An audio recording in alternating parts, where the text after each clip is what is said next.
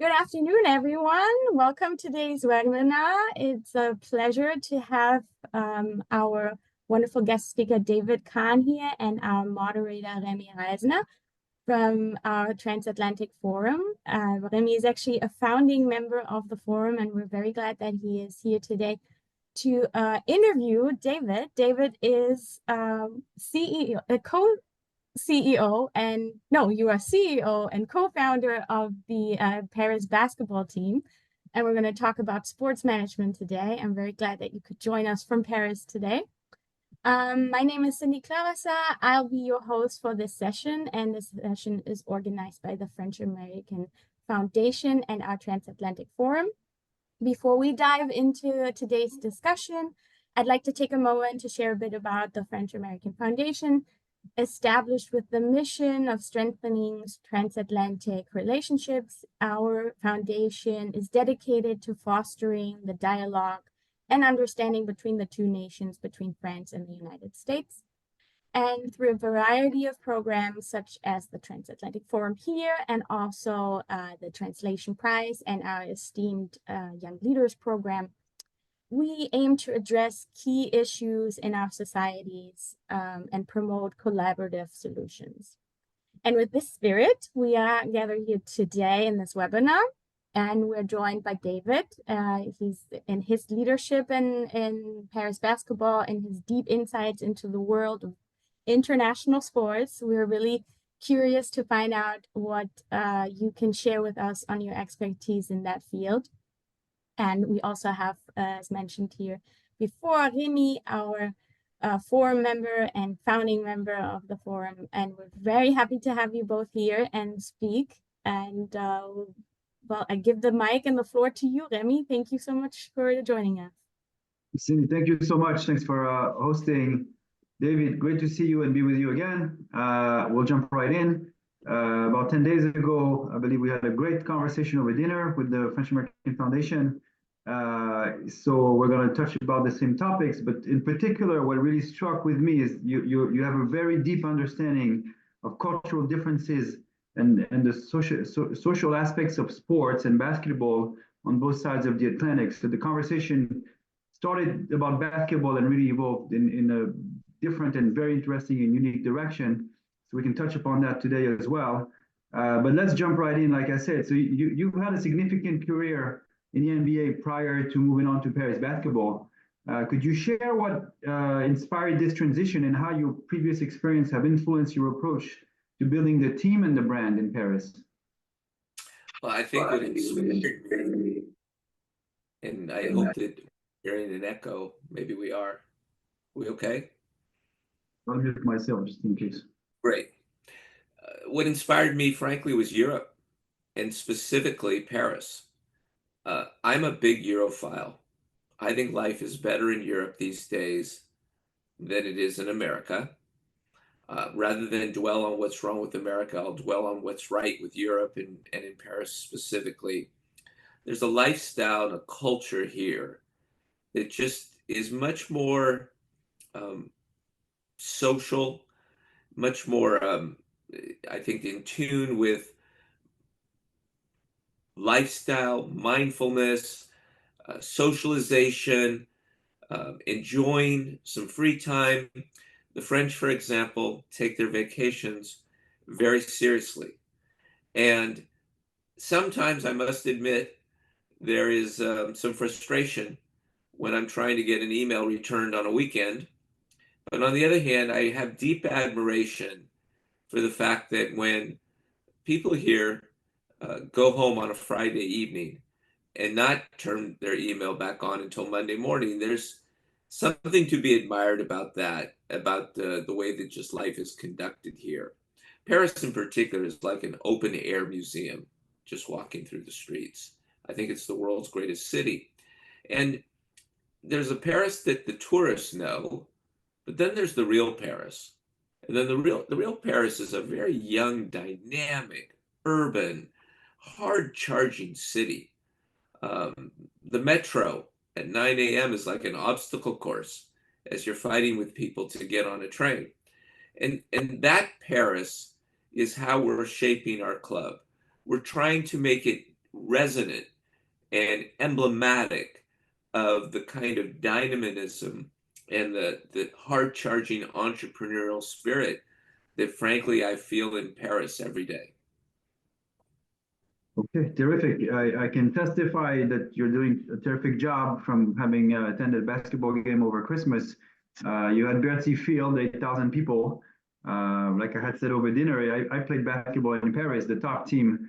You know, when I was playing in the early 2000s, you had days with 500 persons in the audience, and on average, probably 2,000. So it's a big turnaround. It's a big change. Very impressive. Let's go into the uniqueness of your endeavor, if we may, particularly because what you did, you really had the opportunity to get a license from a team that went out of business, so to speak, and move it to Paris. First of all, could you describe this? Could you tell us how that went? What hurdle you had to overcome? And it's particularly striking to me that number one, it's never been done. And number two, it's never been done by a French person, and you come in as an outsider and get this done. So how did all that come about? So it's tricky and it was controversial. You have to have in sports in Europe an association. It's akin to a 501c3 in America. It's not intended to be a moneymaker, but you must have one to have a basketball club. So I had done a deal with an association here called Paris Basket Avenir. Avenir, as many people probably know who will be watching this, is the future. They had the right to play professional basketball through their association.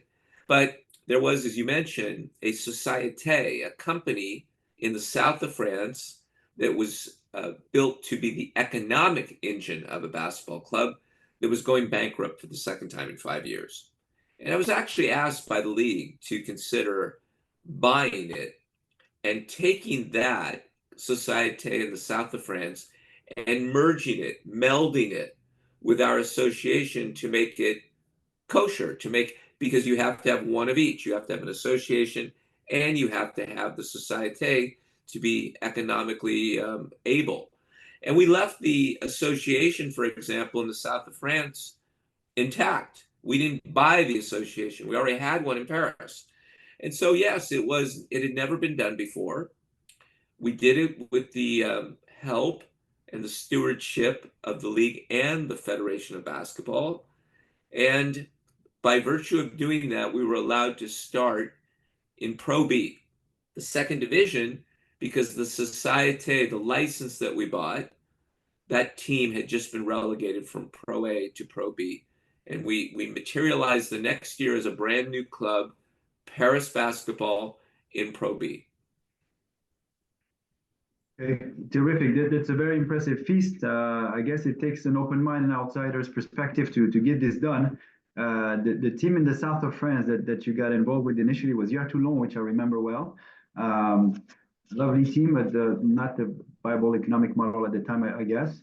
So in terms of cultural differences, you know, getting this done, and now through the spectrum of basketball, getting this done, or other things done, and I want to underline the results you've had. You know, this is really a very rapid ascent to pretty much the top of the European basketball at this stage. You're in the second best European league called the Euro Cup. You have excellent results. You just had a victory. I'll let you comment on this.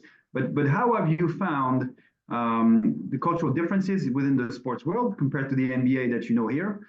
And as a reminder, you worked for with the Timberwolves of Minnesota and the Pacers of Indianapolis. How have you found the mindset, the differences, and what perspectives do you have on this? And even more so, how do people perceive you at this stage?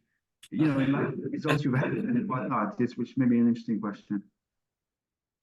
Well, I think the key word you used is differences. There is a big difference in operating here than there was for me in the NBA. I tell this sort of story. Above every French administrative building, there are three words: liberté, égalité, fraternité. And I say, no. It should be politique, juridique compliqué. That should be above every single French administrative building, because the world here kind of revolves around those three words. Things are very complicated. The first, you can ask, how do you get to the grocery store? Compliqué. There is a compliqué to almost everything that you present that you want to try to do that feels even a little bit out of the box. Out of the box here, I must say, is at first met with, if not disdain, contempt. They don't like to change.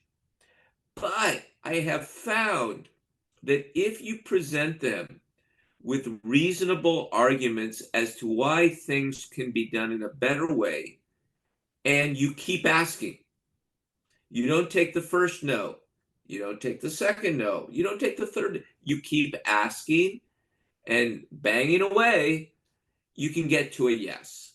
They want to know, if they're going to say yes, that it's really been thought through. They're very cautious with change. I'd say that's the number one differentiator between doing business here and doing business as I did in the NBA. Very interesting. Glad to see American grit work on different sides of the Atlantic. Talk about contempt. I just want to remind everybody that the very famous French movie with Brigitte Bardot explains a lot, probably. Regardless of this. Now, in terms of Paris basketball, maybe could you tell us a little bit about where you are today in terms of results, Sure. what the goals would be on the court, and also your vision for Paris basketball off the court as a general, I don't want to say business because it's really much more than that with you. Let's put it this way, as a general endeavor, if not a life experiment in a very ambitious twist. If I'm making myself clear. Yeah, the club is 5 years old. We're in our sixth season, and two of those seasons were dramatically hurt by COVID. Our second year, the season was canceled in March for obvious reasons. The next year, the year that we moved from Pro B to Pro A at the end of the year, our third year, there was still what they call gauge. There were limits to how many people we could have in the arena. It was 500, if I remember correctly. But we have each year done better than the previous year. Last year, we played in the Euro Cup for the first time. This is our second year in the Euro Cup. So we play in two competitions simultaneously. Very European. It's like in football. Paris Saint-Germain plays both in League One and the Champions League simultaneously. We play the LNB Ligue Nationale Basket, and we play Euro Cup. The team this year has an overall record of 38 wins and 8 losses. We've taken a very big leap from last season. We are now in the semifinals of the Euro Cup. We won our quarterfinal match last night. It was a knockout match. And now we play in a best of 3 against London. If we're fortunate enough to advance, we'd be in the finals of the Euro Cup. Why that's important is because the Euro Cup is managed by the Euro League, which by all accounts is by far the best league in Europe, we would have the option of moving up to the Euro League. It would be awarded to us if we wanted to accept it. In the meantime, we're in fourth place in the French league. We're tied for third, actually, with a record of 17-7. But you raised a very interesting point, Remy. It's one thing to be a very successful basketball club, and we want that. But what we're trying to do here is to build a global brand. And I know that's an audacious statement. It really is. And sometimes when I utter it, I sort of feel a little strange because it is so audacious. But the words Paris and basketball in combination are a pretty powerful combination of words these days. Paris is, by many accounts, sitting at the epicenter of fashion, music, lifestyle. And now we have the Olympics this summer, so sports. And basketball is one of only two global sports in the world, the other being football, what we know in America is soccer. And so, with those two words on our chest, we are hopeful that there is a way to build what we would call a brand. Now, I think it's really important that the basketball club on the court performs at a high level. Most people wouldn't want to be affiliated with the brand if the team wasn't very good. But we now have a very good team. But again, I think there is so much that we can accomplish by sitting at that intersection of fashion, lifestyle, culture, music, French urban life, street life. There's just a lot of very emotional ties that we can make to brand here, brand beyond basketball. Okay, I can testify that you're really the only one taking this approach in French basketball. Most of the teams are really, actually, many times in French basketball and other sports as well, that's valid for soccer to some degree as well, are from smaller towns in the country, and it's run in a very different way, much closer to some degree to the amateur level than the full-fledged business plan NBA teams are. The one thing you've done, and that's common to NBA teams, is however, to some degree associating the basketball business plan and plan in general to a real estate plan with your new arena in Port de la Chapelle, the Adidas Arena, very impressive, just opened. Would you say a word about it? Describe it, how it is special, and just overall talk about it. Well, I wouldn't be sitting here having this conversation with you if the Adidas Arena at Port de la Chapelle had never been contemplated and built. I didn't feel there was a real, let me say it differently, there was a very low ceiling without an arena, and I was not interested in pursuing a project with a low ceiling. My partner and I, Eric Schwartz, we wanted to pursue a project with a high ceiling. And the city, when they won the Olympic bid, as part of that winning bid, they had to sign a contract with the IOC that guaranteed the construction of a new mid-sized arena in Paris. So our arena, there's a core arena is in existence today. It seats about 16 to 17,000. Our arena seats about 8 to 8,500. And the next biggest arena, in Paris is all the way down to about 3,000. So we needed desperately a new venue, modern venue. And we waited 5.5 years for it. We just started playing in it on February 11th. That was the very first match. Last night's quarterfinal match in the Euro Cup playoffs was our second match ever. And we will play next Wednesday for the third time and so on. So between the playoffs and the regular season, we probably will play 10 more times at this beautiful new arena, which has great sight lines for basketball. Every seat feels close to the court. And then we'll let the Olympics use it for a couple weeks, and then the Paralympics, and then we'll take it back in October of next year, and we'll play our first full season in Adidas Arena. Now, real quickly, I'll add that I think for the city, this was a very important decision to put the arena at Port de la Chapelle. Port de la Chapelle sits just inside the Périphérique in the northern part of the city. The next time you go by, you come either from Charles de Gaulle or go to Charles de Gaulle and you just turn your head one direction or the other, you'll see the new arena. It's that close to the A4 highway. And the mayor has talked about making Port de la Chapelle a more ceremonial entrance to the inner city of Paris. And so I think when people come back and visit Port de la Chapelle in the next 3, 5, 10 years, it's going to be remarkable how this arena operated as a catalyst to gentrification, redevelopment, and just making life better for everybody who is living and working there.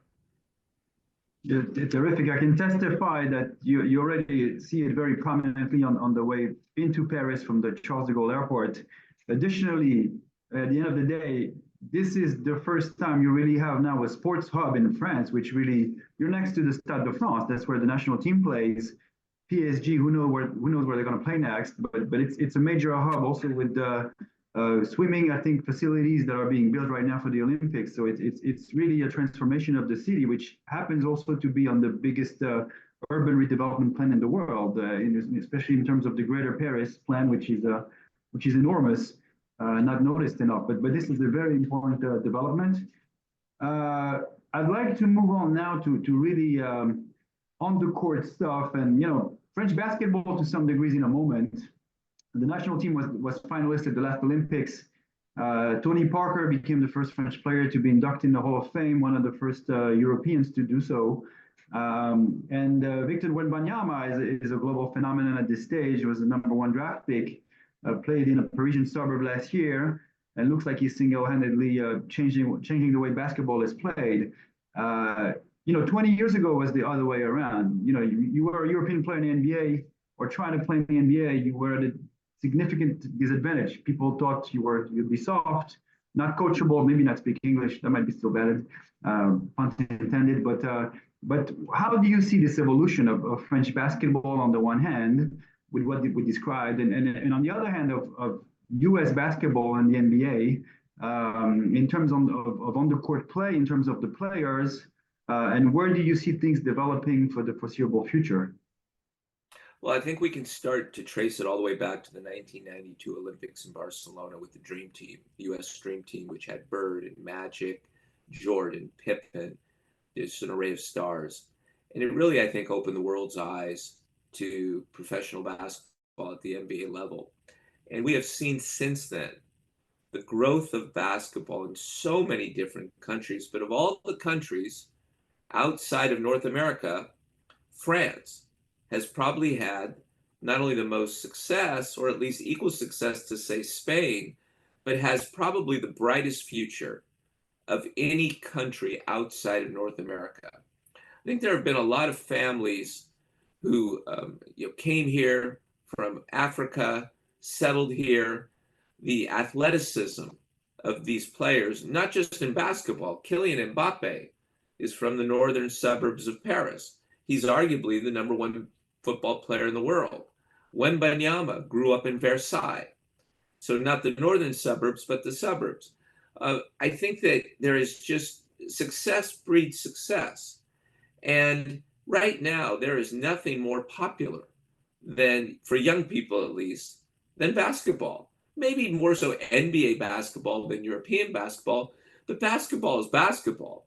We have no problem if people are following Victor Wembanyama or Rudy Gobert, or next year there's a player named Sarr who could be the #1 pick in the draft. The #2 pick in the draft may be a player, Zachary Risacher, is playing at Bourg-en-Bresse. There is not going to be a stoppage to this talent that has been rising in France and will be going to the NBA.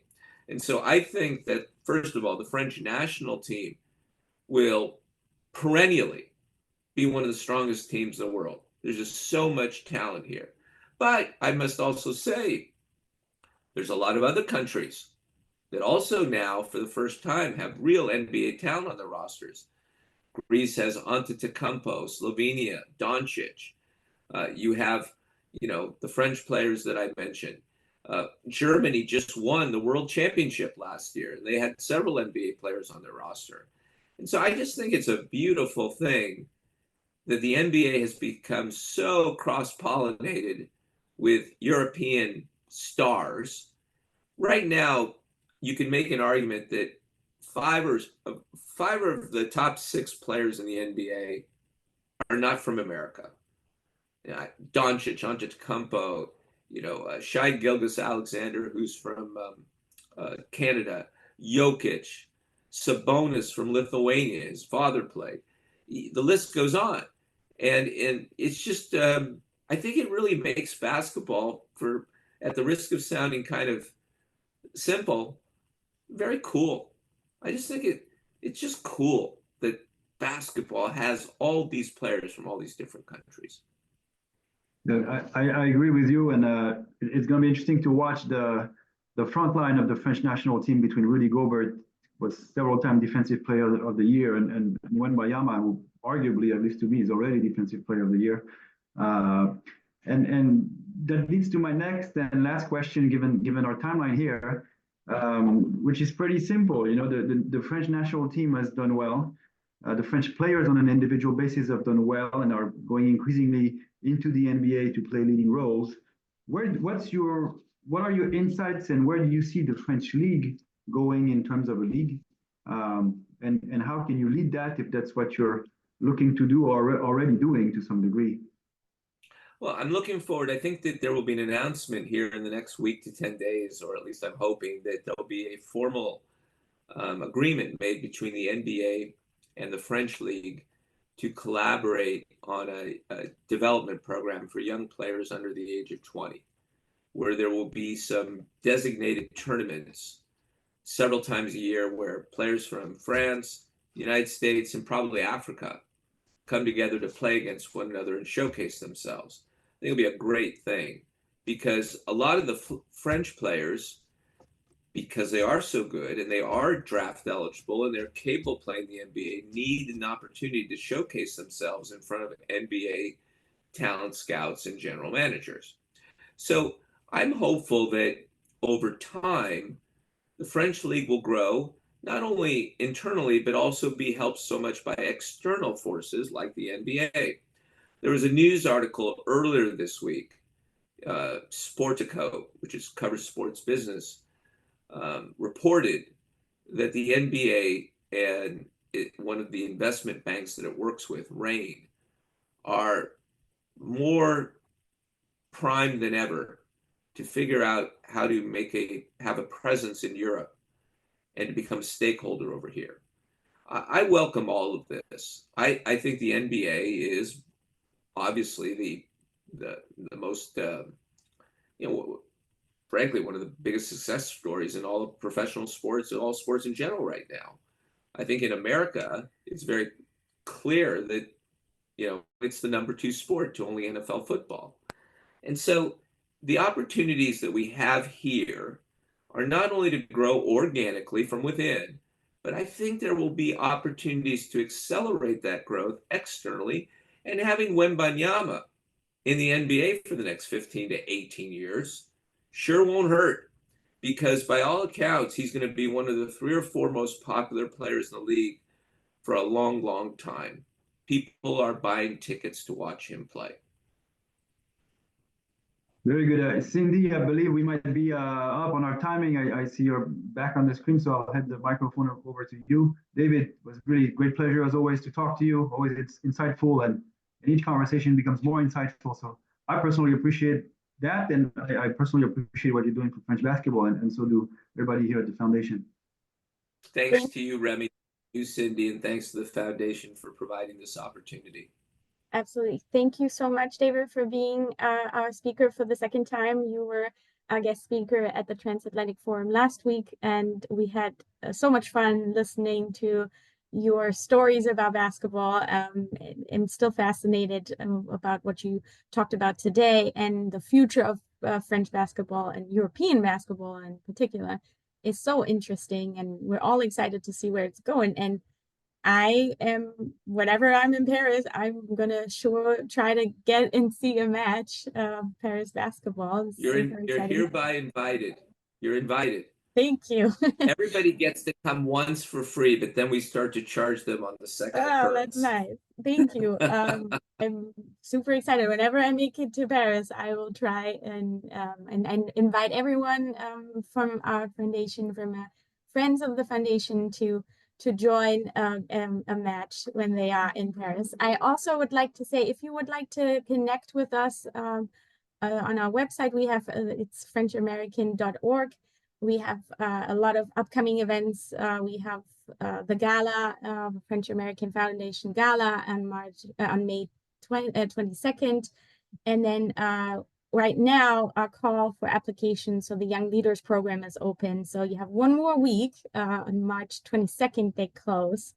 So if you have anyone that you would recommend for a Young Leaders Program, on our website, there is more information on that. And again, thank you so much. I appreciate your time, and the foundation appreciates you. And Remy, thank you for this wonderful moderation and your very wonderful questions. And with that, I'd like to close the webinar. And thanks to have a wonderful weekend in Paris, wonderful weekend in New York, and we'll talk soon. Bon week-end. Bon week. Merci Bon week-end. beaucoup. Au Bye. revoir. Bye bye. Au revoir.